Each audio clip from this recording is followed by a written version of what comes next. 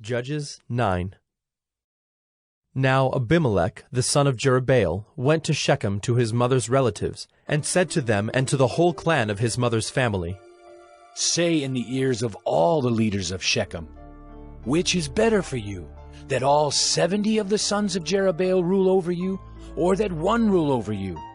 Remember also that I am your bone and your flesh. And his mother's relatives spoke all these words on his behalf in the ears of all the leaders of Shechem, and their hearts inclined to follow Abimelech, for they said, He is our brother. And they gave him 70 pieces of silver out of the house of Baal-berith, with which Abimelech hired worthless and reckless fellows who followed him. And he went to his father's house at Ophrah, and killed his brothers, the sons of Jerubbaal, 70 men on one stone. But Jotham, the youngest son of Jerubbaal, was left, for he hid himself. And all the leaders of Shechem came together, and all Beth Millo, and they went and made Abimelech king by the oak of the pillar at Shechem. When it was told to Jotham, he went and stood on top of Mount Gerizim, and cried aloud, and said to them, Listen to me, you leaders of Shechem, that God may listen to you. The trees once went out to anoint a king over them, and they said to the olive tree, Reign over us. But the olive tree said to them, Shall I leave my abundance by which gods and men are honored, and go hold sway over the trees? And the trees said to the fig tree, You come and reign over us. But the fig tree said to them, Shall I leave my sweetness and my good fruit, and go hold sway over the trees? And the tree said to the vine, You come and reign over us. But the vine said to them, Shall I leave my wine that cheers God and men, and go hold sway over the trees? Then all the trees said to the bramble, You come and reign over us. And the bramble said to the trees, If in good faith you are anointing me king over you, then come and take refuge in my shade. But if not, let fire come out of the bramble and devour the cedars of Lebanon. Now, therefore, if you acted in good faith and integrity when you made Abimelech king, and if you have dealt well with Jerubbaal and his house, and have done to him as his deeds deserved, for my father fought for you and risked his life and delivered you from the hand of Midian, and you have risen up against my father's house this day and have killed his sons, 70 men on one stone, and have made Abimelech, the son of his female servant, king over the leaders of Shechem because he is your relative. If you then have acted in good faith and integrity with Jerubbaal and with his house this day, then rejoice in Abimelech, and let him also rejoice in you. But if not, let fire come out from Abimelech and devour the leaders of Shechem and Beth Millo. And let fire come out from the leaders of Shechem and from Beth Millo and devour Abimelech. And Jotham ran away and fled and went to Beer and lived there because of Abimelech his brother. Abimelech ruled over Israel 3 years. And God sent an evil spirit between Abimelech and the leaders of Shechem.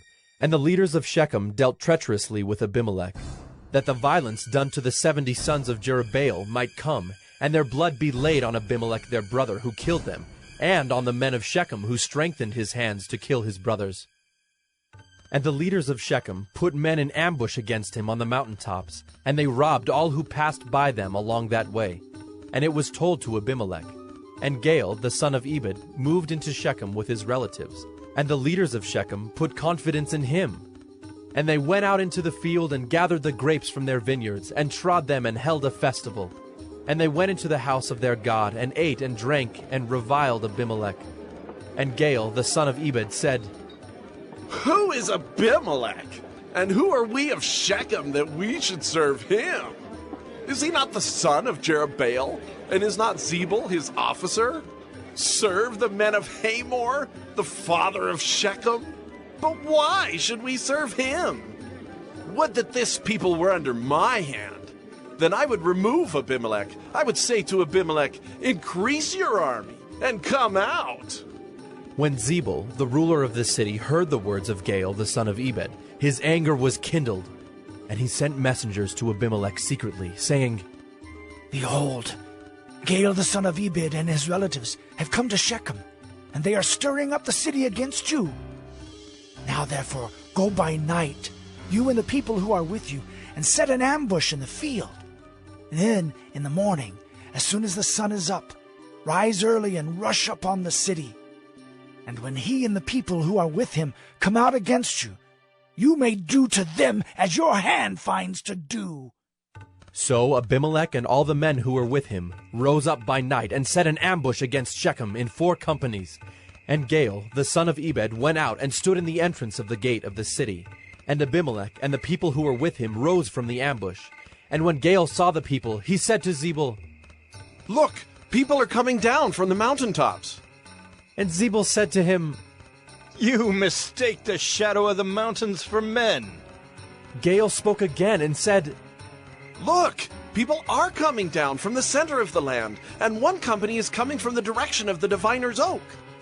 Then Zebul said to him, Where is your mouth now? You who said, Who is Abimelech that we should serve him? Are not these the people whom you despised? Go out now and fight with them. And Gael went out at the head of the leaders of Shechem and fought with Abimelech. And Abimelech chased him, and he fled before him. And many fell wounded up to the entrance of the gate. And Abimelech lived at Arumah, and Zebul drove out Gael and his relatives so that they could not dwell at Shechem. On the following day, the people went out into the field, and Abimelech was told. He took his people and divided them into 3 companies, and set an ambush in the fields. And he looked and saw the people coming out of the city, so he rose against them and killed them.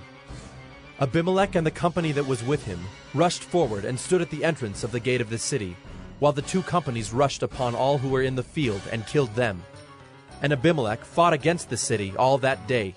He captured the city and killed the people who were in it, and he razed the city and sowed it with salt. When all the leaders of the tower of Shechem heard of it, they entered the stronghold of the house of Elberith. Abimelech was told that all the leaders of the tower of Shechem were gathered together.